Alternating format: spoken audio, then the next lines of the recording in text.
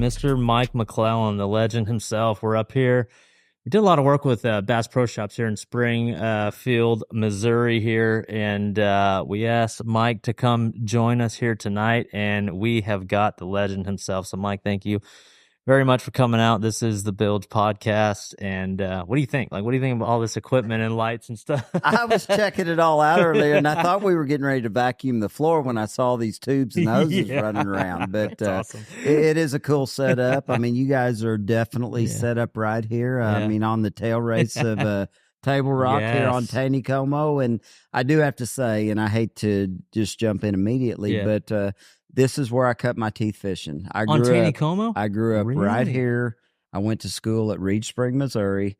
I grew up and I learned to fish on Taneycomo, probably about straight across the river from where we're standing. Are you kidding me? Can you catch big brown trout? That's like my thing right now. You can definitely catch some big browns. I fish the white below bull shoals more than I do Taneycomo now. Mm-hmm. In fact, I hadn't been on Taneycomo in probably 20 years. And when Jared Littner was here for the Toyota Series Championship, not too long ago, just a few weeks ago, I took Jaden, his son, and I'm like, Jaden, I haven't been trout fishing here for years, but we'll go catch some. And we caught them and had a blast. Man, what's up with all these anglers' sons, like just making it? Your son, Justin, Jaden, I mean, he's killing it. Randy Howell's son is crushing it. Robinsons? Really crushing it. What are their names again? Marshall and Mitch. Is it Mitchell? I think so, yeah. Mitchell. But they just won some bass event down there in the lanes. I mean, man, it's crazy. It is absolutely nuts these days. We taught them right. Yeah. Well, I don't know if it's us or is it that little device that they have in front of their faces that they're able to, like, you know, grab a little bit over here, a little bit from this YouTube channel, a little from this Instagram reel. Like, it's crazy nowadays. It really is crazy when you look at where things were, and I don't know exactly how old you are, Chris, but I mean, I'm pushing, mid 50s now. And when I started as an angler, the only thing you had was Bassmaster magazine. You never believed anything any of the other anglers told you because they weren't telling you the truth. Yeah. You never saw how they actually caught them because there was no live coverage. So a guy might tell you he caught him on a spinnerbait and he caught him on a worm. I mean, you really didn't know. But today, there's no hiding the truth. That's all there is to it. That is true. If you do lie to someone, they're going to watch the live footage after the tournament, and they're going to be like, well, we can't trust you anymore. You in a lie. Exactly. We're not rooming anymore. Yeah.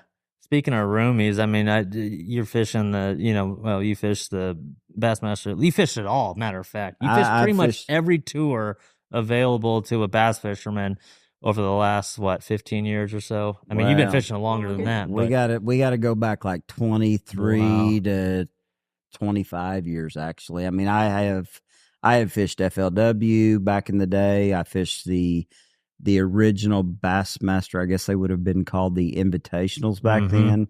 Fished the BP Top 100s, the BP Top 150s. Dabbled in, the FLW Tour and the, I guess it would have been some of the BP 150s at the same time. Fished Weekend Series, Toyota Series, a little bit of everything over the years. Those FLW days, man. I was just thinking on the way here. We drove 7 hours from DFW up here yesterday, and I was thinking, Trait and I had this conversation. So that FLW model of, let's get right into the business of things.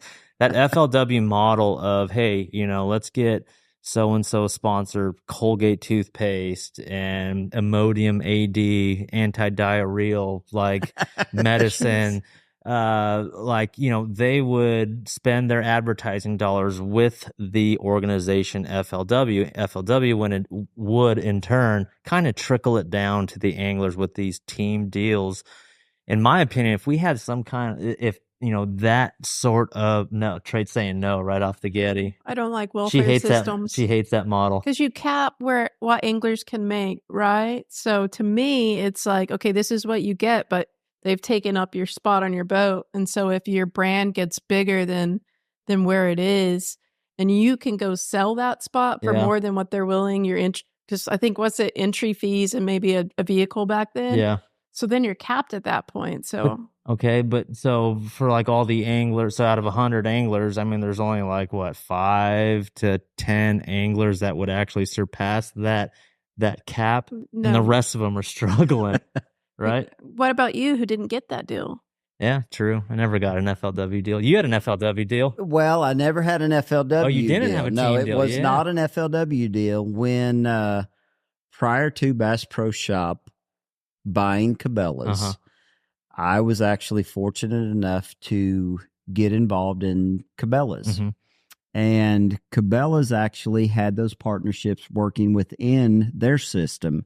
And I actually had a Cabela's Geico multi-wrap boat for a number of years prior to Bass Pro actually buying Cabela's. And the thing that was interesting was when Bass Pro did purchase Cabela's, I was actually able as one of those anglers to keep Geico, but do it on my own. It wasn't done through Bass Pro. So it did allow me to kind of negotiate my own deal. Have that direct relationship. Exactly. And That's that is huge. very important to be able to develop those relationships. So that's one thing that I wasn't obviously around during the FLW team days, but I've heard from people that was the hardest part, was you had no relationship with the company. So if the deal went south, and you had no one to call and say, but. Unless you're Greg Bohannon. Greg Bohannon has done a phenomenal job with that organization. And I know that there's more to Pringles than just, it's a big conglomerate that owns a number of different things. But Greg Bohannon has done a tremendous job developing relationships within that organization. Right. And he's done exactly what anglers need to do. It's all about relationships. Yep. It's about developing those partnerships that you can really manicure and take care of in the appropriate manner. Right. It's crazy because those FLW days, being out west, I was fishing the FLW National Guards, and I think I fished a couple of those east-west fish offs with you. But I remember growing up in California, making my way through the ranks and things, and when I'd qualify for a championship like the FLW Cup and make a final day, this little, residential or local sponsored jersey I'd take that off, put on a green pedigree jersey or a white and blue BF Goodrich jersey. And man, I felt good in it too. Like, oh dude, I'm all sponsored up. But now I think about it 13 years later, fishing this professional thing, I'm like, where's my paycheck, man? Where, you know what I mean? And here we are in 2023, and this whole sponsorship thing in professional bass fishing is so challenging, even for a veteran like you. I mean, right? I mean, what do sponsorship dollars look like for you in 2023? It's, making, and we haven't got there yet, a lot of changes are getting ready to occur for me this next year. As you said, I fished, I fished a little bit of everything. I mean, Major League Fishing angler, Bass Pro Tour angler. Up until last year, I fell out because of the system, the points, and not catching them. I mean, let's just be honest. I didn't catch them in the every fish counts format, and fell out. But I'm fishing the Bassmaster EQ qualifiers next year. The opens, 9 of them, right? 9 of them. Yeah. It is a grueling schedule. Yeah. I am excited about it. It's one of those situations that, you mentioned it earlier. I've fished for so long now. I cut my teeth fishing the original Bassmaster Invitationals, and was fortunate to win the first 2 Bassmaster Invitationals I fished in 1996, and it just set you up, got my career started quick. Now I got a little overzealous and let a lot of things happen in life that I thought, okay, I'm the next Kevin Van Dam. Well, nobody is the next Kevin Van Dam. And it took me a while to get things stabilized, but moving on, I've fished every organization, but next year I will be fishing the Bassmaster EQ qualifiers. And sponsorship is really looking positive. Last year or 2 years ago, actually, I created a deal with Andy's Frozen Custard. Yeah, I'm sure you all are Andy's Frozen Custard fans. And it all goes back again to what I said earlier. It's about relationships, people that you just sometimes fail to see what the opportunities are there. And actually, my dad And Eric Reed, a gentleman that I work with at a franchisee for Andy's, were actually competitor contractors back in our youth that joined partnership to go through a rough time in the construction industry. Yeah. And Eric and I knew each other as kids. He was an avid fisherman, a fan of the sport, used to show up at the classics back when I was fishing Bassmaster Classics, and he'd be like, if you ever need a sponsor, he's like, I work for Andy's. He's like, look me up. And it just, everything kind of fell into place a couple years ago, and worked a deal out with Andy's. So they're on board again, Bass Pro, Ranger. Everything's looking good for my next venture back to the EQ qualifiers. When you made those phone calls though, like, hey, I'm going to the Opens, were you like worried that the marketing person was going to be like, that's a problem? I can't lie. I was very concerned because it is, you're not fishing at, in my opinion, the two top levels of the sport. You've got the Bass Pro Tour and you have the Bassmaster Elite Series. And so, yes, it was very concerning when the year ended last year and I made my decision not to fish the Major League Fishing Invitationals, to step back and go back to try to requalify for the Bassmaster Elite Series. It was very concerning, but due to the fact that I've had success at MLF, but I've not won an MLF event. I've finished second and third in a couple, not Bass Pro Tour events, but Cups. Yeah. Had some good finishes, had a lot of TV coverage, but my heritage, my roots were truly at the Bassmaster Elite Series. Yeah. And when I made those calls, a lot of people were really somewhat excited to see me try to get back to where, my roots really are. You did your best business. Exactly. Yeah, I get that. When you were struggling in the BPT fishing, were you like, I'm just off, or like were you like in your head like, what is going on? Because you have had so much success. Probably the biggest issue for my success in the Bass Pro Tour was the format. I was one of those anglers that through the course of my career, I mean, and I traveled with, numerous different anglers. Jeff Crete and I traveled together for a number of years. Love that guy. Jeff is a phenomenal angler, one of the best I've ever traveled with. Jeff could find them quicker, catch more than anybody I'd ever been around during my phase of fishing the Bassmaster Elite Series. But I was never worried about how many bites a day I got. As long as I could get 6 to 10 of what I thought were the right bites, I was satisfied. Yeah. I grew up fishing, Table Rock Lake, bull shoals, beaver, when fishing wasn't as good as it is now. And conservation has done a ton for that. But fishing wasn't very good. To go out and catch a number of fish just wasn't something I grew up doing. So when the Bass Pro Tour started, that was my biggest fallback, was just the fact that I wasn't used to going out and trying to catch a bunch of them. Yeah. And that's what that format really catered to. I mean, some of those young guys where they're just setting the hook every 5-10 seconds, and you're hearing about it obviously with that little score tracker or whatever. I mean, that's got to be pretty grueling and not, I mean, that's got to knock you down. It definitely does knock you down, but I also, during the period of the cups, which we fished cups for 6, 8, 10 years before the Bass Pro Tour actually formulated. And I felt like I was one of the anglers that was really mentally strong and used score tracker to my advantage. I mean, that's the one thing I'm going to miss about not fishing Major League Fishing, is the fact that I don't know what other anglers are doing. I think it's very positive to be able to know if you're not catching them and other guys are, you better make a change. Yeah. And that's the one thing about our sport that I guess I've always struggled with, is you're not fishing against the other anglers until you actually come weigh in at the end of the day. You're just fishing against the fish because you have no idea what the score is. What they're doing, yeah. When, like, you said you had success in the cups, but didn't at BPT. They were both every fish counts. So what's the difference there? I think the biggest difference there is the practice.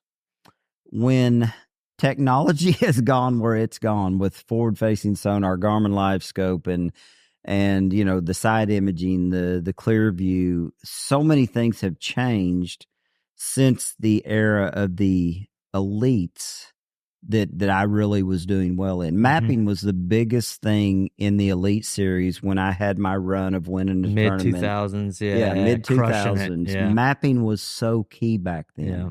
And when the new technology started hitting, it was a game changer for the guys that wanted to spend their time idling. I love to fish. Right. I like to get a bite. I like to, even if I shake them off in practice, I love to get a bite and feel the opportunities. And these guys would idle around me for hours. And so the whole deal, going back to what you asked, was the Cups had no practice. Everybody was just fishing by the seat of their pants. You didn't have time to go idle around for hours. You went out and you fished the conditions. You fished what looked right. You fished the way you as an angler fish. But when practice got incorporated into the Bass Pro Tour, it completely changed the game. Wow. And a lot of you guys were on the elites and fishing those cups, right? Like in those early years before the BPT formed. It was an absolute blast. It was. And I wanted to be a part of that, but I couldn't afford it. Like we talked earlier. I mean, I had the invite a couple times. I wanted to be there, but we couldn't afford it. So because it was like a side thing, did you go into those with any pressure, but that was just like a cherry on top? Like if I do well, awesome. They were like little mini classics going on like 4 or 5 times a year. It truly was. It was just a bonus because you never went to those events with any pressure. Points didn't matter. I mean, they did to a degree because we all knew as cup anglers that eventually there would be a cut system. The select started. Things were going to rotate and change. So as the years started to go on and you knew you could get cut, you went into them with a little different mentality. But for the biggest part, those were all, just like Chris said, a classic of its own. You went to that event to try to win. You fished the way you wanted to fish. If it worked, it worked. You might make some adjustments to make sure you didn't finish at the bottom of the field, but you pretty well fished every event to win. Speaking of classics, I mean, so there's Classic, there's Red Crest, there used to be the FLW Cup.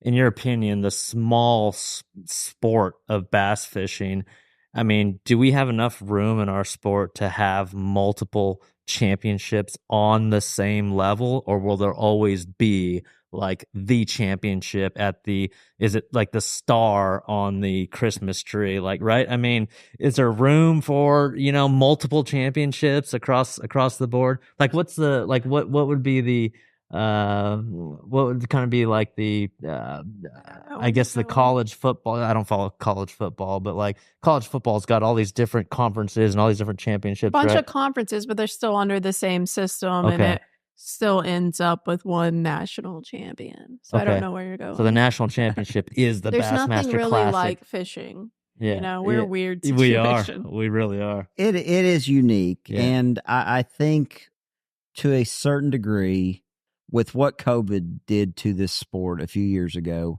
there was room for a couple years for there to be 2 of those. Yeah. And maybe there still is. We'll see where the economy goes. Sure. But I mean, that's one of my choices to go back. I mean, winning a classic was always such a dream of mine, as a young angler, getting Bassmaster in the mail. I mean, I'm a lifetime member of Bass. I have never failed to get a Bassmaster magazine or a Bass Times. And, I still go through that. And when you see that classic coverage, it's a big deal. I mean, there were 2 classics I truly feel like I should have won that I completely made the mistakes to lose. So having the opportunity to go back and fish the elites and fish again for maybe a classic is a big deal. I wanted to qualify for Red Crest just as bad, but without the successes in Major League Fishing Bass Pro Tour, it just never seemed quite real. I mean, I know I won at the Elite Series level. I know I'm capable of fishing that format. So I'm excited about going back and having the opportunity. I mean, I've got 9 opportunities this year to potentially make the the classic. classic. That is true. Sure. 9 opportunities. That is And true. once I get back in the elites, then, I'm back in that process of trying to requalify for the classic. Does it every year. feel like rejuvenating? Does it feel like a fresh start almost? I mean, I know, hey, look, we we'd love to have a lot of guys just walk on the Elite Series. We love guys like you, Jared Lintner, Jeff Crete. We would love to invite those guys. I would love to fish against you guys just like that. But is it like rejuvenating to you, like mentally, to like have a chance at the classic like that? It really is rejuvenating for me, just for the simple fact that I hadn't had those successes on the Bass Pro Right. Tour. And, you go off to a Bass Pro Tour event, and every event I go with the attitude that, hey, I can win this if things go right. Yeah. But after, 3 or 4 years of it, and you just don't really have successes. I never made a championship round. I was 11th twice in a Bass Pro Tour, was my best 2 finishes in the Bass Pro Tour events. So I never experienced that opportunity to try to win one on the final day.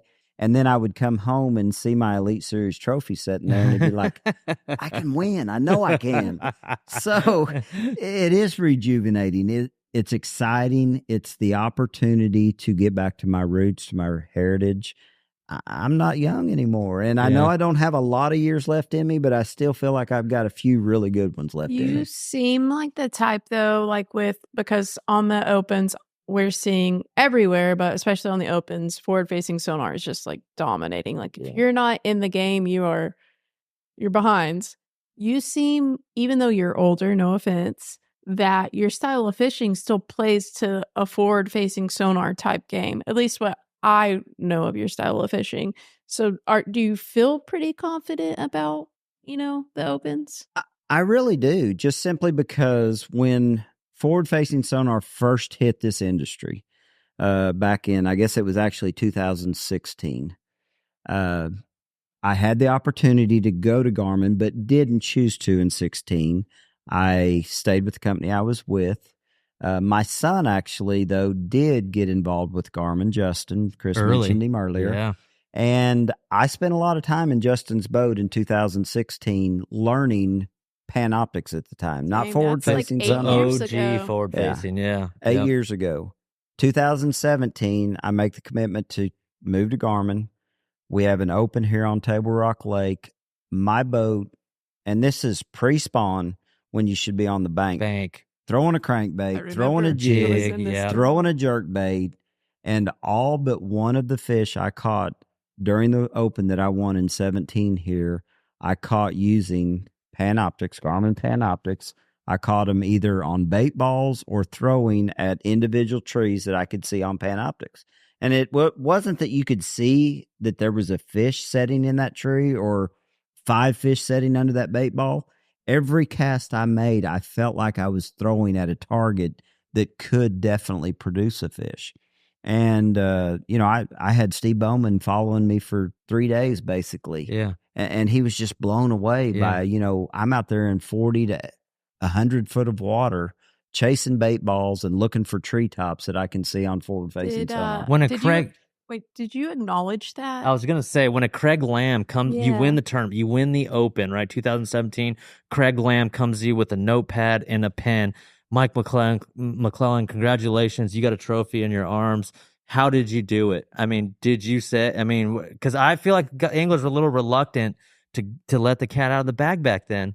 I've always been one of those anglers that has never tried to lead anyone astray. Wow. And I was very open about the fact that I did catch them in a manner that I would have never normally done. And I talked about it. In fact, I went to, I think the Classic was shortly thereafter.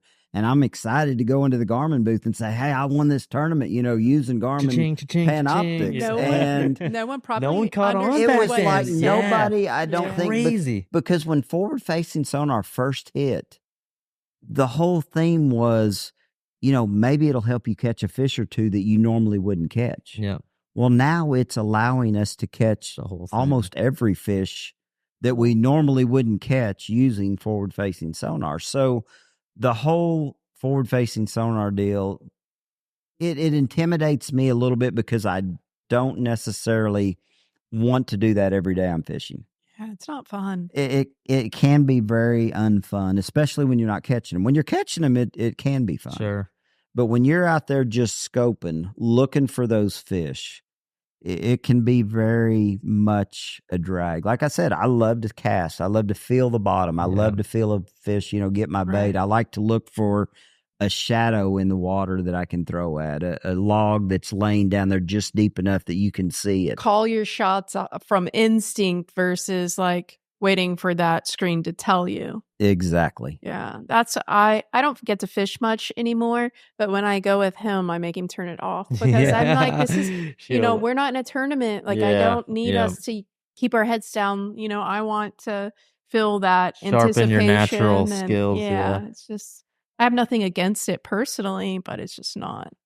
Doesn't seem fun. Yeah, you mentioned, when you win a tournament or whatever, or you're just hanging with, Jared Littner or whatever, you don't like to lead your buddies astray or just anyone astray. And I have a quick story. I think it was my rookie season, either 2012 or my sophomore season, 2013.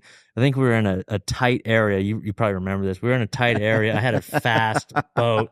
I had a really fast boat. And I remember passing you very close. I mean, like Skeeter had a really hot boat that year, and I passed Mike and a couple other boats, and I felt good about it, and I had a good day. You probably had a good day, but you came up to me afterwards at the weigh-in, and guys don't ever do this nowadays, or in my whole career, 13 years, like no one goes or comes to me after an instance like that face to face and say, "Hey, Chris, can I talk to you for a second?" And this is what you did.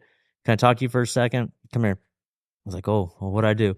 And you're like, "Hey, man, hey, listen, when you pass me and you have a fast boat, that's awesome, great. But hey, listen, I've been around boating accidents, and we had some instances out here, and I think you brought up an example of that. But hey, look, just next time, Chris," he looked at me right in my eyes, and just give me a little more room next time. You gotta, again, fast boat, but just give me a little more room next time, instead of going to your, Jared Lintner and the rest of the guys you were rooming with and saying, "Oh, Chris, that asshole," or whatever, "he passed me going 100, cut me off," or whatever. You came to me straight up and said, "Hey, look, this is how I feel." Mm-hmm. And that is so rare, even to this day in 2023. It is so rare. Instead of, someone could easily go on Instagram and say, "Look at the, look at my GoPro footage of this asshole cruising by me." We didn't have GoPros. Oh, well, I know, but nowadays that's how it is. Like, exactly. And I appreciate the hell out of that. And that's very rare. And that speaks to your character. It's cool that you brought that up because and you and I didn't cross paths a lot. That was one particular tournament that we did because we were both catching them. We were where we needed to be that tournament. Yeah. We both made the top 12 in that event. That's what it was. Yeah. It was a great event, but it was one of those situations. I was involved in a boat accident with a very dear friend of mine, Kelly Power, a number of years ago. So I know what can happen. And it was it's like, this guy's young. Yep. He's was all about getting to where he's going. You know the feeling. I'm like, think about what you're doing. And it was cool that you took what I said the way you did, because I think I said it won't happen again. And I took it to heart. I really did. I really, really did. A lot of guys would have gone and told all of their buddies, "Hey, that Mike McClelland's an asshole." Exactly. And that's just so rare nowadays, man, with all the social media stuff. And, I'll get a couple extra likes or clicks because I'm posting this of this guy cutting me off or running besides me or whatever it is. So that's much respect for that. And I will say that it was a little bit of a battle. Yeah. I think there were 2 or 3 corners prior to that where we were really tight. But when you finally passed me, it was like, okay. Going back, I had a question I wanted to ask you because you have several baits in the Spro line that are your signature baits that do very well. And with forward-facing sonar, has that helped crankbait sales or hurt it? Well, I mean, crankbait sales, there is a place for it. There is a place for it, even with forward-facing sonar. Mm-hmm. I've listened to a few of your podcasts, and I know the one that Kevin did with y'all. He talked about the fact of how many fish follow your bait and you're not doing the right thing. Yeah. I can throw a RK55 120 feet. That's that little rock crawler you That's guys that throw little, up. yeah, I still Spro rock haven't thrown crawler. it, and every time I Oh, come you're up to the missing it. Ozarks, A lot of everyone says, forget those old school wiggle warts that you pay $50 for. Like, you need to throw. Is it because it runs deeper? It does It run does, deeper. yeah. Very similar action, runs deeper, but I can throw it 120 feet. I generally pick it up on my live scope at 110. Wow. And I can throw it brush piles. I can throw it individual fish. I can throw it rock piles. I just got done fishing a tournament this weekend on Table Rock, Oak Outdoors. I was convinced I had to use my live scope out there in the middle of the creeks, Right. trying to catch, fish that were on bait. Ultimately, I weighed 2 fish, live scoping deep. I weighed 8 on a rock crawler. And I will have to say, of the 8 I weighed on a rock crawler, probably 5 of them, I either saw the fish or saw the rock pile or brush pile they were on before I threw Prior to it. to, yeah. And ended up 6th, I believe, in the event. Wow. I truly believe could have won it had I just kept a rock crawler in my hand all day. But crankbaiting, live scope is a big deal. Jerk baiting, even more so of a big deal. Now, when I developed the Spromic stick, it was all about seasonal jerkbait fishing. Mm-hmm. We didn't throw a jerkbait 24/7. once the water temperature got In the above summertime. 60. Yeah, and guys do it all the time with forward facing now, yeah. You put it down. And Spro has allowed me the opportunity this year to develop a jerkbait that will be Nice. versed to live scope Nice. fishing. Very it is cool. a 110 size. It is going to have much more erratic action. It's going to be a bait that you can even see better on live scope because it moves so much more. And it's going to be a very positive aspect. So the signature baits I have, both of them come in play Right. when it comes to forward-facing sonar. Yeah, that's true.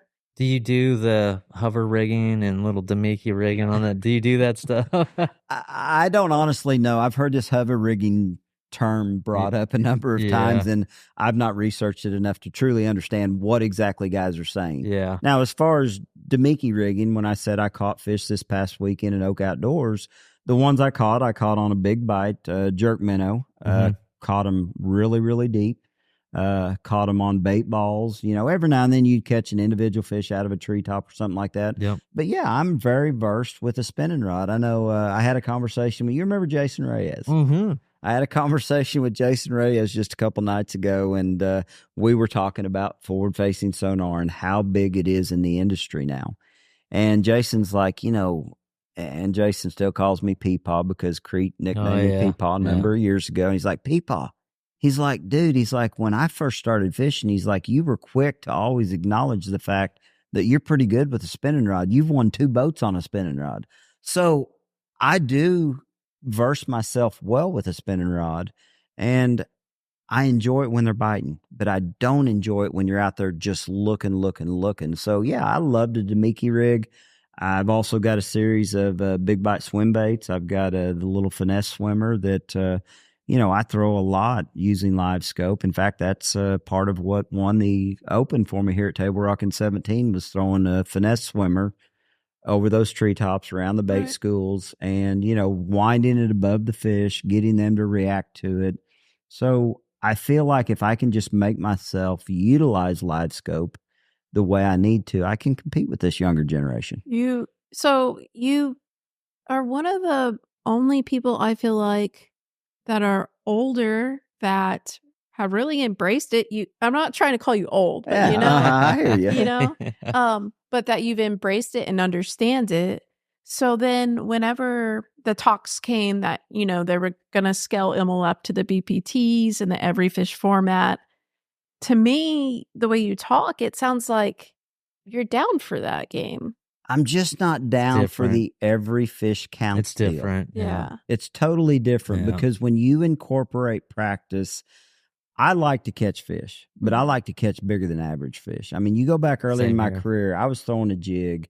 I went to California that first trip we made on the Elite Series. 05, 06. And was introduced to those big Ospreys, swim baits, the Ospreys. Mm-hmm. And I bought them up and I came back here and I utilized them. I mean, I think I remember a Toyota Texas Bass Classic that we fished at Lake Fork. Yep. And I was throwing the big Osprey and I believe you fished that event. I can't remember what year it was, but I mean, I was throwing a big osprey down there and not hardly anyone was doing it. I want to catch big ones when I go. I don't care how many I catch. I want to catch big ones. So then to start getting into the nitty gritty, whenever the chance to move, tours, did you process that part of it? Or were you just like, did you start to weigh like, okay, there need to be changes and I want to be a part of these changes and just forget about the fishing format you were walking into? Or?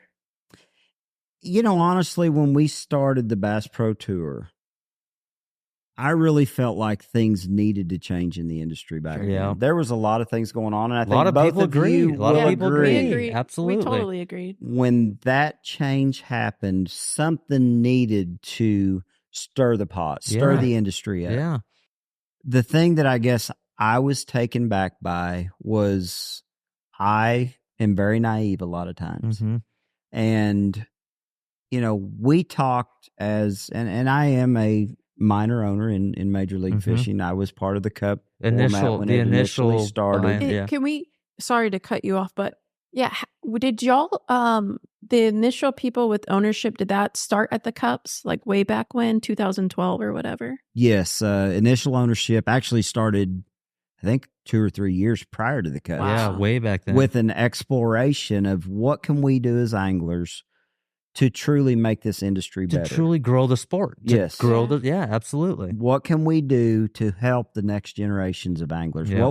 What can we do from a conservation aspect to make fishing better for everyone? Wow. How can we bring new eyeballs? Create opportunities, yes, so for your son, So this is like 2009 maybe? Yes, I believe it would have been, 2008, 7, somewhere along in there. I actually had the opportunity because Gerald Swindle was originally the owner that I purchased. Right. And Gerald was in the process of, Gerald and I are great friends and have been for years, but Gerald was in the process of doing his hunting and fishing. And he just, when we started talking about the Cups, Gerald's like, I don't have time for this. Right. And fortunately, Edwin, I think, threw my name out there and he's like, well, let's see if McClelland wants to get involved. How many, do you know how many people initially, like back then, were involved? I want to say there were 15, 16 of us involved. That's what I heard. No, that's what I heard. Yeah. I was young. Yeah. Really young. You were probably really young back then.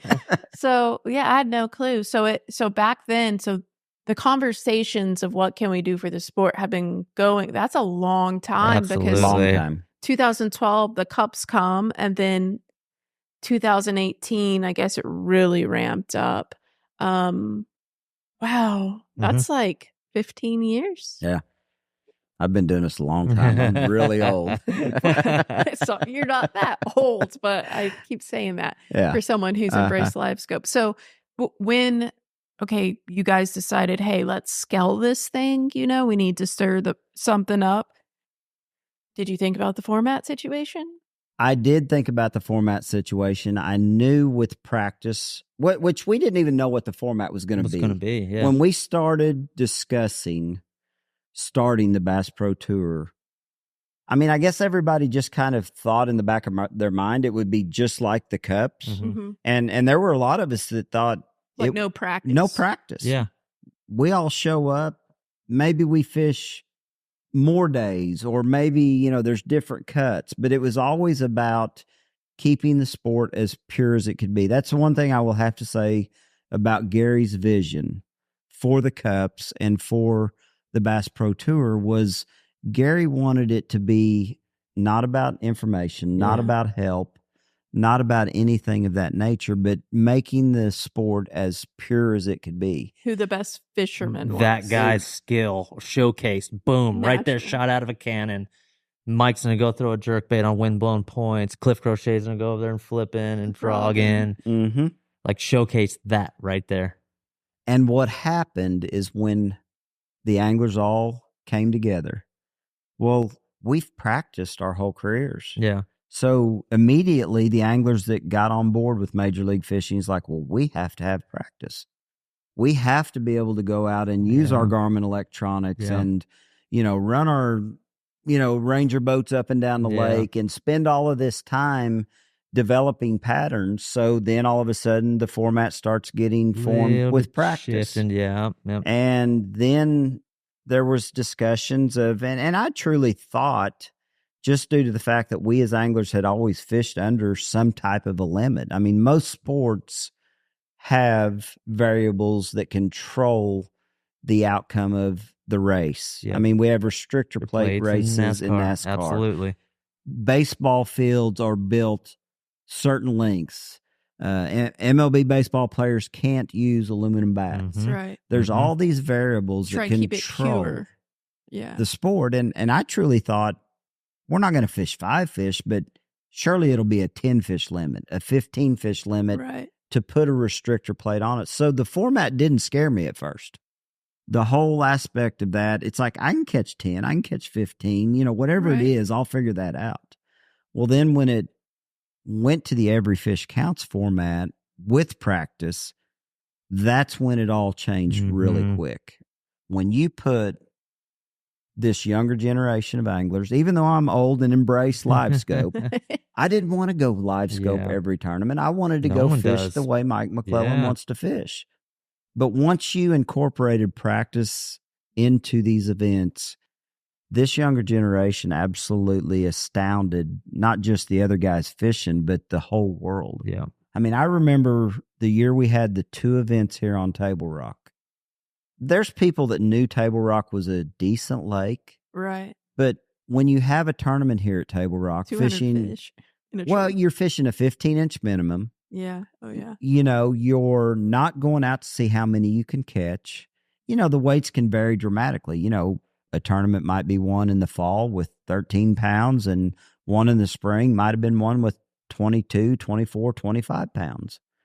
But people had never witnessed a group of anglers like the Major League Fishing Bass Pro Tour anglers showing up on Table Rock Lake with forward-facing Garmin Live Scope, whatever it was, and catching the numbers that were caught here. Of 3 3/4. There were so many 3.5s and 3. Well, but even just the numbers. The numbers. Yeah. I mean, it was like crappie fishing or something on steroids. The amount that were coming out of one tree. It was. Right. I had people calling me, just other angler buddies. Man, I never knew Table Rock had that many fish. I'm planning a trip up there. Yeah. And that was what the Bass Pro Tour exposed to the new eyeballs. Right. We brought a different audience to the sport. I know for the first couple of years of the Bass Pro Tour, I had people, when I would go to the place I get my boats wrapped, Transport Graphics in Springfield, Missouri, there were 2 people there that knew I was an angler. They wrap other anglers' boats, had never really paid attention to the sport till the Major League Fishing Cups and Bass Pro Tour started, that all of a sudden went and bought bass trackers or nitro boats.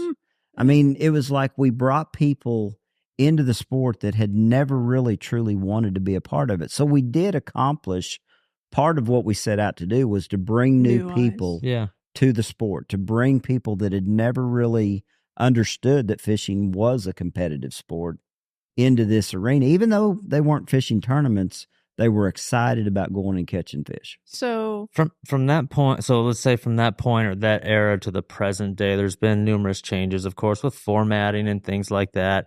And there's different opinions from management to the anglers. What drives those changes and decisions? Are you for or against angler votes? I mean, in one sense, I would like to say that I truly am for angler votes. Right. But the problem is you can never get 80 or 100 anglers on the same page. Yep. Everybody has personal agendas. Yeah. What's good for one angler may not be good for 10 more. But that one angler is going to put a roadblock in what the other 10 want. Yep. And that's always been the issue, in my opinion, with this sport. I've always been very open to, and I think I heard you guys mention it on one of your other podcasts, of somewhat teams of anglers. Yeah. I've always been one that, even when I sold my Andes deal a couple years ago, I'm like, would you be interested in creating a team? I have the right anglers and could formulate the right group of guys, if I don't catch him this week, Someone team else. will. hopefully one of the other two guys in the team's going to catch him and get Andy's what they deserve. Yeah. And I've always been a proponent of what makes the sport better for everyone, not just what made the sport better for Mike or Chris or Right. whoever it may be. And that's the thing that's so discouraging about some of the things that go on in this sport, is that if anglers would all just truly look at the big picture, we would all be so much better off.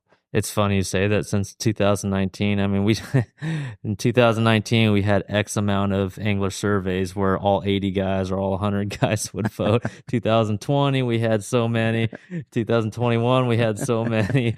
22, 23, 24. Like, where are all these angler surveys at? Like, there's like, so it's like, yeah, I agree. I mean, there's so many stray cats that go and have all these different agendas where we're not all on the same page. Never, ever, never on the same page. And, you know, to quote some of our buddies, like, to pull the rope in the same direction. It's never a straight line. It's really a zigzag. This guy wants to kind of go over here, and this guy kind of go over here, and this guy kind of go over here. And it's never pulled in the same direction.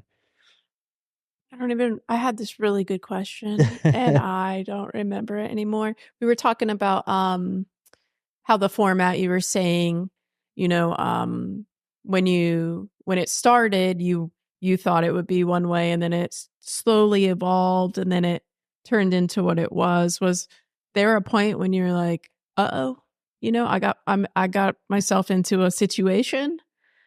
There was that point, but then I thought last year there was new life, Oh yeah. because it was every fish counts up until what would have been the 2023 Bass Pro Tour.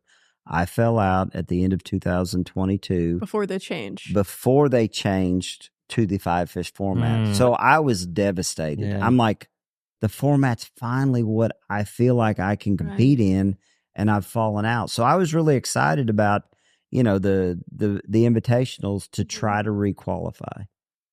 And ultimately, that's what led to my decision this year to go back and fish the EQ qualifiers. Is they have now Went back. gone back to the every fish format counts, and I applaud the guys that are good at that. I mean, there are a tremendous number of anglers over there that are some of the best anglers in the world.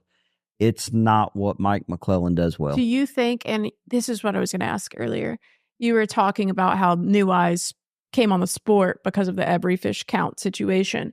Do you still think, even though that was good to bring new eyes, that the top tier of our sport should be fishing that way? Yes, it brought new eyes, but was it really, like, from a talent standpoint of what makes you guys so good and lethal and angler, like, that's the best format to show that?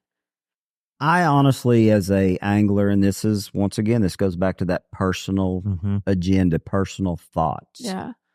I personally don't think any of us as anglers were able to showcase our true versatility under the every fish format counts. Now, I think if you would have had a 10-fish limit, you would have seen guys go through a progression of how they were going to approach the day. You would have seen guys that would have gone out and caught 10 as quick as they could have, doing whatever technique it took to catch those 10. And then you would see them pick up a big football jig, you know, a big deep crankbait, a big swim bait, something to change the size fish they were catching. But I don't disagree that it's a bad thing for the sport. It's just, you've got to be an angler that enjoys fishing that way to be competitive and successful. Right. Fishing that tour. I just don't think it's for everyone. Yeah, that makes sense. I've got a tough one here for you, Mike. So, you know, the MLF side, you look at yourself, you look at a guy like Jordan Lee, you look at a guy like Brett Hite, Jason Christie, the list goes on and on. Perhaps some of these anglers kind of advocated like, hey, look, this MLF stuff is going to take off. This is the future. This is it. This is that. Maybe some of those guys have brought their buddies and convinced some of their buddies to fish the MLF side and just kind of, you know, to go down that path. Now a lot of these guys, including yourself, are like, okay, let's go back to the Elite Series because, hey, look, XYZ, whatever it is. Do you feel like maybe some of the anglers around you, maybe some of your buddies that you've advocated towards, like, hey, look, this was the path we need to take, but now we're doing this over there. I mean, what is that? How do you feel? Like, how do you think those anglers feel, kind of in that environment, in that household, let's say? It's interesting because, you mentioned a few, and I mean, it's not a secret that, Jason Christie has gone back. Greg Hackney has gone back. Brandon Polinick. There's a number of anglers that came to the Bass Pro Tour, and I believe when they came, they truly believed this is what was best for the sport. Yeah. I mean, I think they would even tell you that today, that at that time they thought it was best for the sport. The one thing I will have to say that Boyd said from day one, from the very first meeting we had with an all angler group, he's like, guys, the one thing I want to say is this format may not be right for everyone. This league may not be right for everyone. If there ever comes a point in a time where it's not right, you guys have got to do what's best for you, your families, your sponsorship, and none of us are going to hold it against you. Mm-hmm. And I will say, in the conversations I've had with Boyd since I decided to go back to fish the open qualifiers, he understands. Yeah. He understands that format wasn't for Mike McClelland. You had the opportunity to fish BPT this year, right? And you still chose to go to the Opens? I did, and it all revolves around the fact that for me is the best personal decision. Even as an owner, aren't you still a minority owner in MLF? I am still a minority owner.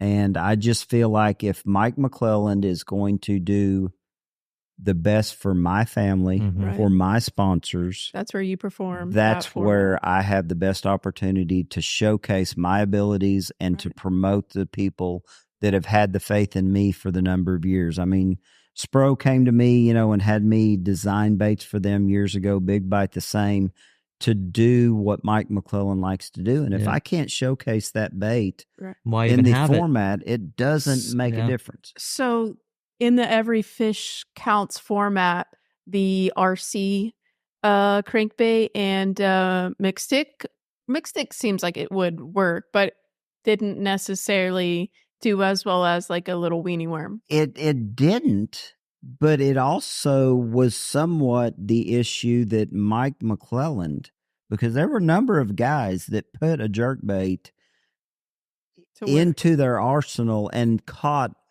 tons of fish. Right. Yeah. I was still somewhat that old school guy that didn't realize with forward-facing sonar, I could go catch those fish that were sitting in the top 10 foot of the water column on a jerkbait in 80-degree water. Yeah. I was stubborn, and that's one of the things that my wife, tries to beat into my head day in, day out. You've got to quit being so stubborn and do whatever it takes to catch them. But I was stubborn to the fact that it's like my jerkbait's a cold water bait. Yeah. I don't go throw it in 80-degree water. Right. But it worked in 80-degree water. Yeah. Is Stacy tough on you? During tournaments? She can be pretty tough. Or does she help you realize things like this one does, the rattlesnake does for me? Well, she can be tough, but she also understands during the course of a tournament that I have my focus and I'm going down the path that I'm going down, and it's probably not a good thing to cross that path. Yes. But after the event, it's like, hey, what did you do wrong? Yeah. And I'm really quick to analyze what I did. Do you want to talk about it with her after? Do you really? Yeah. I don't mind talking about it with her so afterwards. He'll jump off the cliff during the tournament, do his thing. You can't, you just let him do his thing. And then like when we're driving, when it's over, I'm like, so what went wrong? What do you think? And he just wants to kill me when I ask that question. I got a full tank of gas. I'm like, we got to pull over and get gas. So like, I got a full tank just to block the conversation. Yeah, he doesn't want to talk about it. The thing that I find interesting about that, though, is there are guys today having extremely good success doing the things that I used to do well. Yeah. And that's the one thing that Stacy always brings up to me. I was, one of the first anglers that really brought the football jig to the public's eye. Back in '96, he won those terms. Yeah. Well, that wasn't '96. No. That would have been back in the 2000s. Okay. Grand Lake would have been the first event. Sure. Big bags. Big bags on that I won jig. with a football jig. And, Stacy is quick to say, did you throw a jig this week? Did you throw a McStick this week? And it's always what like, you do. Yeah. And it's in those every fish format counts. I was trying to do what Jacob Wheeler and Zach Burge and these guys that are killing it. I was trying to mimic what they were doing instead of doing what Mike McClelland did best. And maybe I would have had better results. Maybe not, because it's all about that mindset. Confidence, mindset is such a big deal in this sport. And I don't know that I had the right mindset fishing that every fish format counts. That's why I feel like these 9 EQs coming up, you're going to do really well because of what you just said right there. And that will give you the license to do that. There's no dang score tracker. There's no, Wheeler doing this, Zach Burge doing that with the little thing. Let's do what Mike McClelland does best in these 9 tournaments. That's awesome. That's what I'm looking forward to, is getting back to my roots and doing what I truly love to do day in, day out. And all the stuff you've learned from your son, Justin, over the last 3-4 since 2017. Exactly. I mean, you just told me this kid was catching them out here on Table Rock in 90 feet of water on December 1st or whatever it was. It's insane when you look at what the capabilities are. I mean, this weekend, Justin and a good buddy of ours stayed at our house. We all 3 drew checks, which was a big accomplishment. I mean, we had an 89-man field. They paid, I think, 17 places. We all made the money. Justin notched me out by a couple different places. I think he finished 4th or 5th. I finished 6th or 7th. The other guy staying, but we were all working together because it's legal. We talked, we communicated. I mean, I told him Thursday, I'm like, guys, they're biting a crankbait pretty good.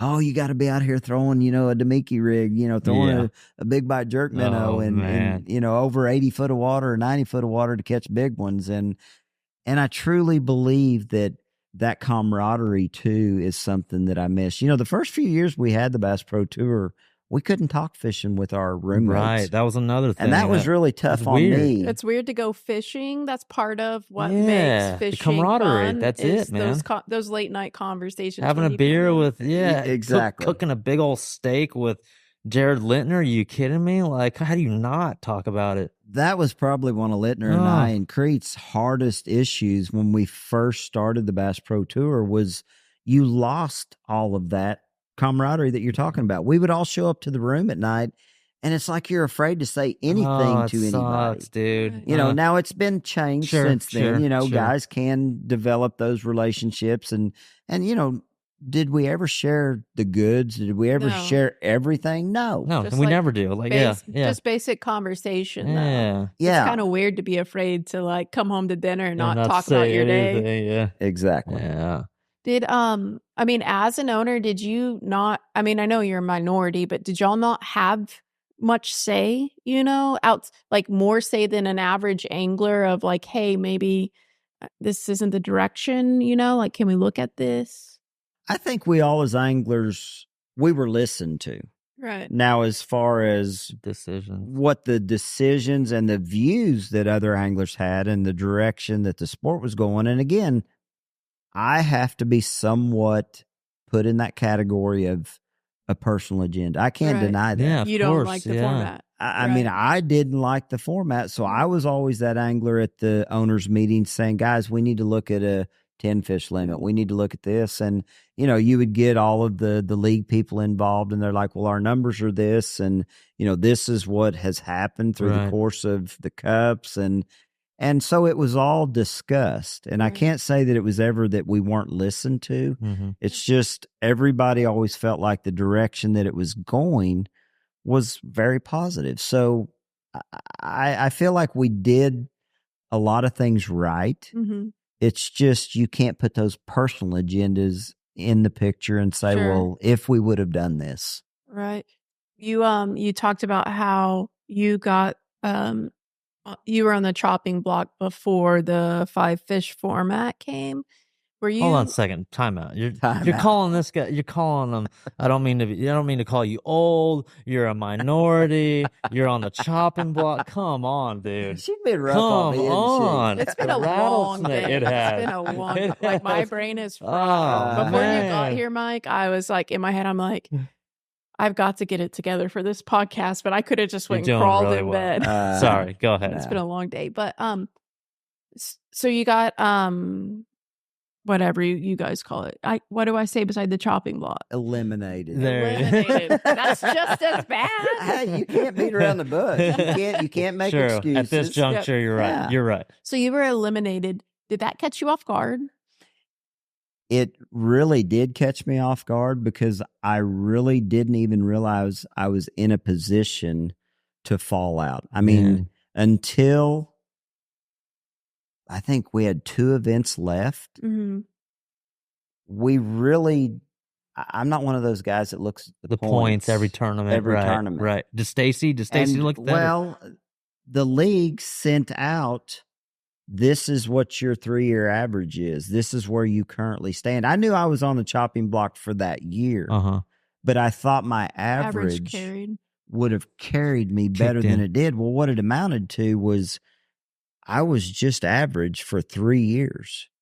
There were a lot of guys that had a really good season, a mediocre season, and maybe they were average that year, but their good season outweighed mine. Wow. Right. And so I was completely blindsided until we had like 2 events left.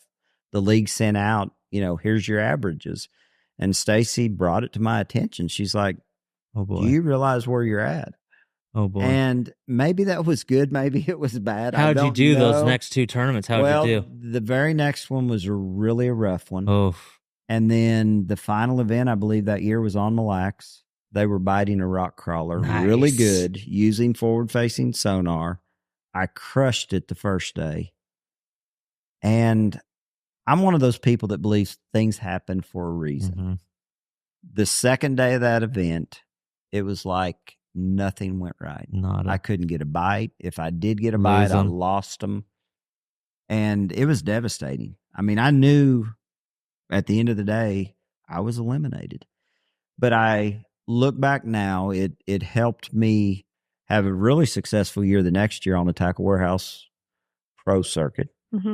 I drew 5 out of 6 checks, made the championship. Had a really good year. So it really made me stop and think as an 5-fish angler. format. Back to 5-fish format. I was excited about it. Right. So I think everything has kind of come full circle now. When I truly believe that I probably would have considered fishing the Bass Pro Tour again this year, being invited back under the 5-fish format. Wow.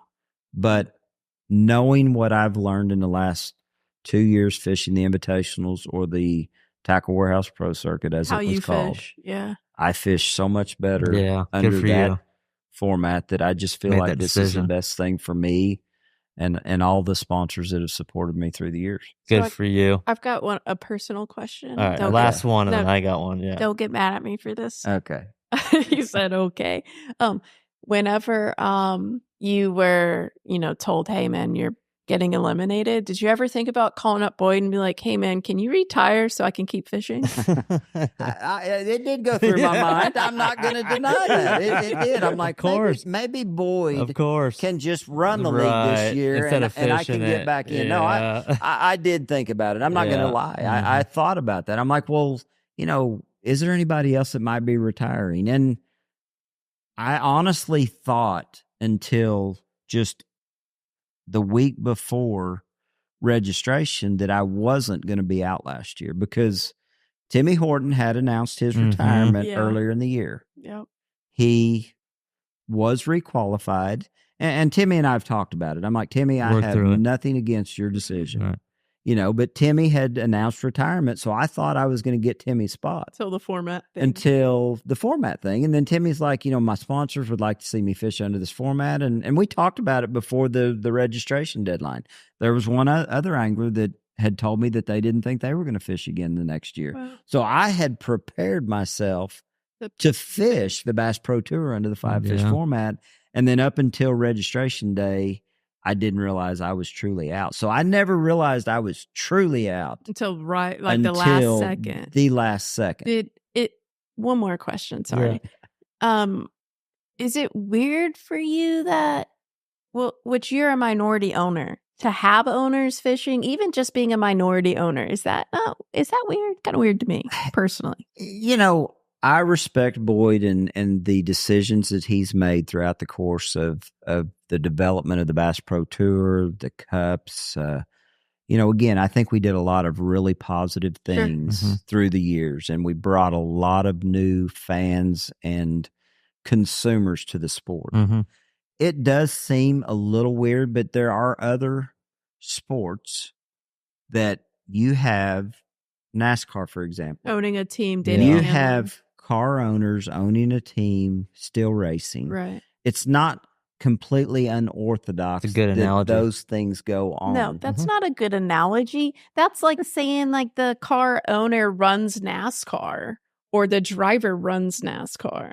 I mean, no offense. Sorry. Well, but when you think about it, I mean, if we truly knew the behind the scenes stuff in NASCAR like we know it in this sport. Oh, those guys have a heavy word. It's probably unbelievable the things that have gone on in NASCAR through the years. Oh yeah. Absolutely. It really is. I mean, the great team owners, I promise you, they were probably running NASCAR more themselves than the owner, than the owner of NASCAR back in the day. So I don't have anything, I don't have any hard feelings. I don't hold any ill will there.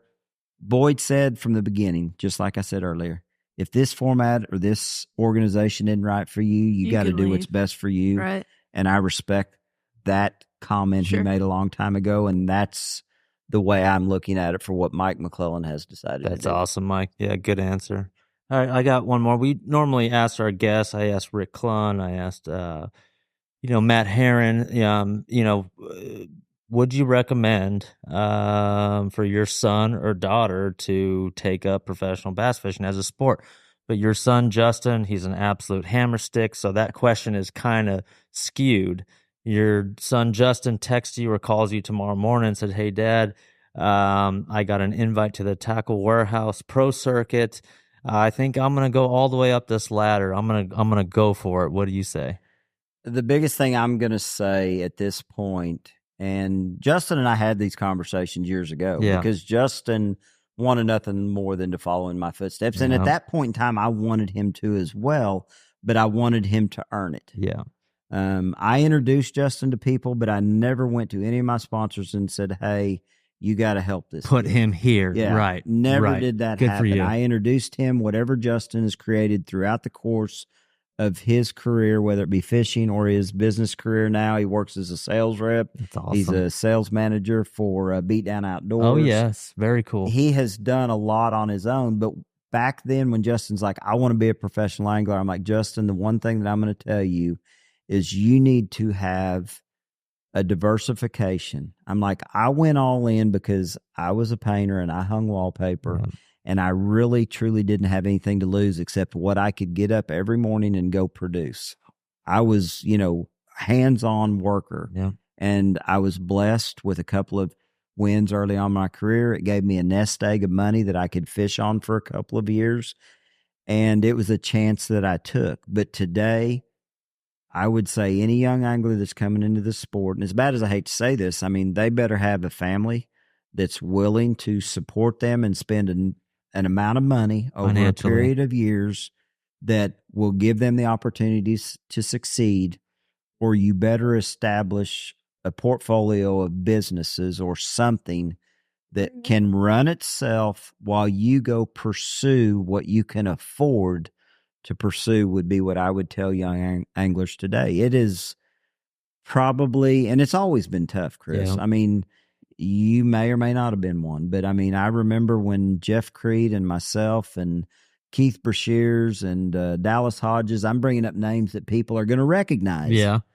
Keith Brashears owned War Eagle Custom Lures, War Eagle Spinnerbaits. So Dallas Hodges worked it for, a number of different companies early on in my career. We were sleeping in the back of our trucks, fishing what were called bread man tournaments back then. Going from event to event, but we still worked an everyday job. And unless you're willing to truly, go through what it takes, you better be diversified in some manner. Yep. 5 years ago when everything was going on, the big pitch was like, when you make it to the top, you deserve to make more money. At least, what we were being told. Are you frustrated or disappointed that we're five years later, it seems like we're still at the same spot, or is it just is what it is? As bad as I hate to say it, it is what it is to a degree, but I think the ones of us that are doing the positive things that we need to be doing for our sponsors. I mean, this podcast. Yep. This is what sponsors want to see from an angler in this day and age. Yep.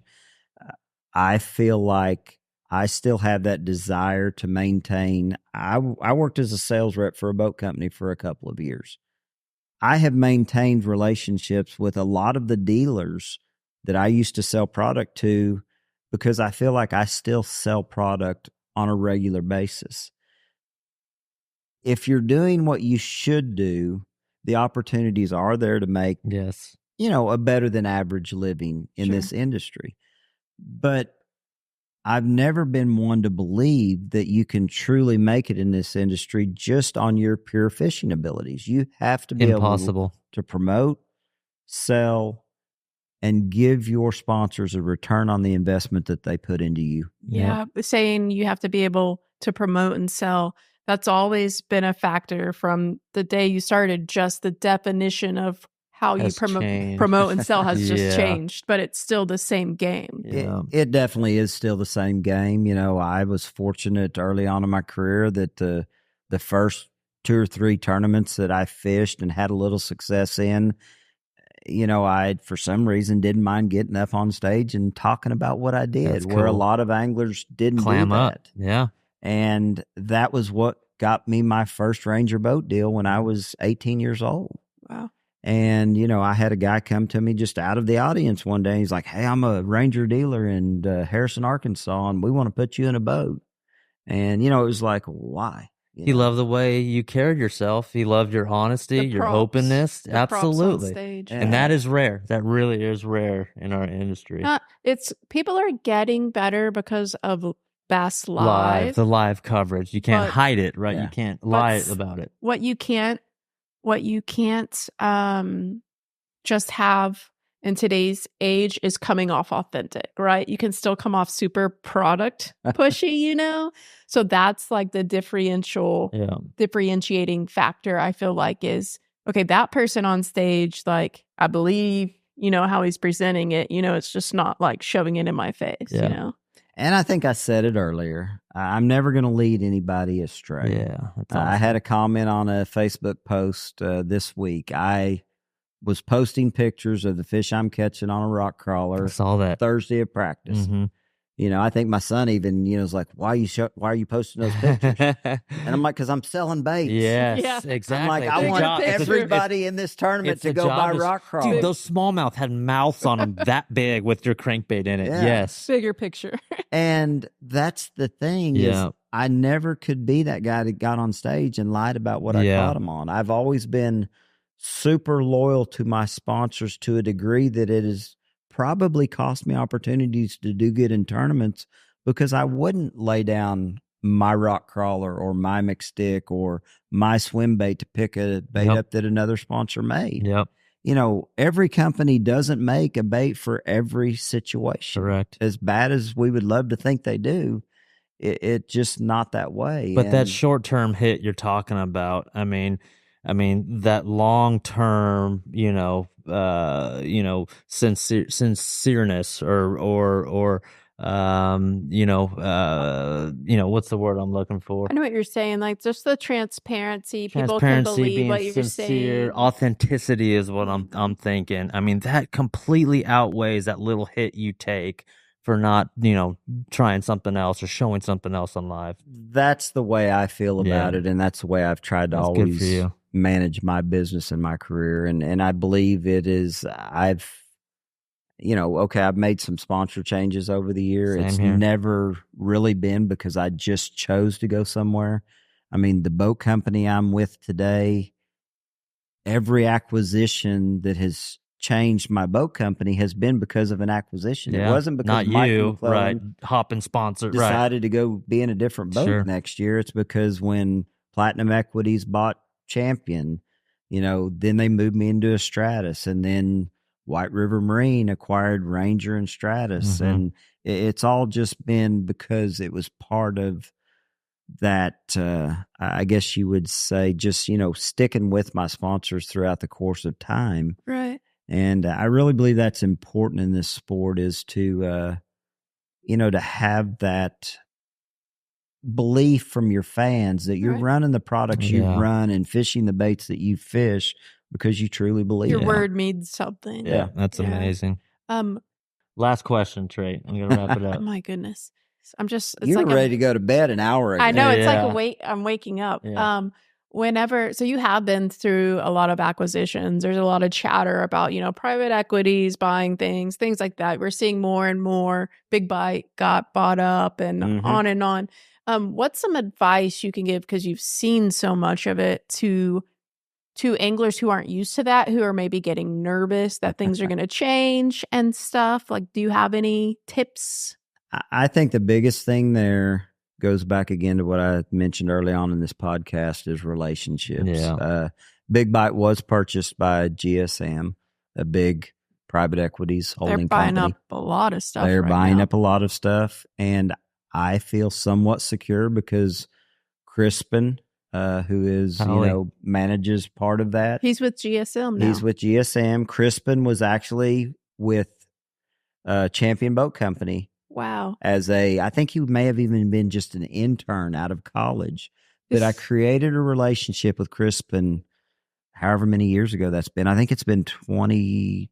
Has it been 20 or 10 years ago? What a small industry. 2003. No, 20 years ago. 2003, I met Crispin Pauly. And today I feel very comfortable because I've always been loyal to Crispin. I've always been honest with Crispin. Even when I didn't represent the company he was with, I was always honest with him about things. And I really believe that's a big part of it, is being loyal, being honest. Don't burn any bridges in this sport, because absolutely. a guy that works at White River Marine this year It's going to work. is going to work somewhere else. That's what, when you next year. said Crispin's been Strike King for Strike years. King. Yeah, we worked with him. Yeah. They all move. They just rotate companies for the most part. To piggyback on what he said, to answer your question, what advice can you give someone that may be worried about the equity group coming in and maybe getting axed? Really, just control what you can control, and the only thing you control really when it comes to sponsorships and sponsorship relationships is your damn self. Like, working on yourself. Give XYZ company a reason to invest in yourself. That's the only thing you can really control. Mike McClelland controls Mike McClelland. He holds himself really well. They know what they're getting when they put dollars into Mike McClelland. Same thing with us. And work on yourself. Don't worry about what the companies are doing, how the ownership changes hands. They can't take who you are away from you. So that's that. Okay. And final question. I got two questions. Okay. But final question. We always like to wrap it up with, we talked about the fishing stuff. We talked about ownership and different leagues and such. Can you give the viewers just some life advice? I mean, you have been around, man. You really have. You have a lot of life experiences. You are very, very wise. How about just any life advice you could give either young anglers or even, people your own age? Give them some advice. The biggest thing for me is, and I'll go back to what anglers told me early on in my career. Jimmy Houston or Roland Martin was actually the one that, always said, go early and stay late. Yeah. I've filmed with Roland a few times, and I've never seen a guy at his age still putting the effort and the work into this industry and business as he does. He's excited about getting up, smile on his face before daylight and fishing till laughing. dark. Even when the camera guy says, quit, we can't get footage. Still laughing. Roland still loves it. Yep. Jimmy Houston really inspired me early on in my career due to his beliefs, his ethics, his belief in the fact that we have a God that has created this world, and we can't control anything but, like you said, what we can control ourselves. Put your faith in the good Lord above. Mm-hmm. And, Bill Dance was always one of those that just, he has such a great outlook on the industry, the sport, just life every day. Have fun with it. But it's just, you've got to do what's best for you. Yeah. But, you've got to have faith. You've got to have belief. You've got to have hard work ethics. Work ethic, yeah. And stay loyal. Yeah. I mean, that's probably one of the biggest things is it's not all about the mighty dollar. It's about doing what feels good to you. And that's what I always tell young anglers that come to me and ask, how do I get sponsors? I'm like, you've got to be able to gain sponsorship by fishing products that you're comfortable fishing, because you can't sell something you're not positively comfortable fishing with yourself. That's awesome. Okay, final question here. We'll cut the pod. I'm building this 55 by 60 shop. We've got these giant concrete tilt walls. Should I be using a latex paint or what kind of interior paint should I be using on my walls? I am so far removed from the paint industry today. Good. I cannot tell you that, but the one thing I'm going to tell you is you're building a 50 by 60, make it 50 by 70 because it's never big enough. That's awesome. Mike McClelland, thank you so much for your time. You are absolutely awesome, and we are proud to share sponsors with you. Thank you for coming out to this Airbnb here and hanging out with us. Let's go round two. How about that? We'll get you through some of these opens. We'll go round two. So I'm all for it. I've really enjoyed getting on with you guys tonight, Trey. We've gone back a long ways. I drew your dad in an invitational many years ago. It's cool to catch back up with you guys. We haven't crossed paths that much in the last 5 years. We will moving forward. I'm looking forward to it. Thank you, Mike. You bet. You're awesome. Thanks, Mike. Thanks, Trey.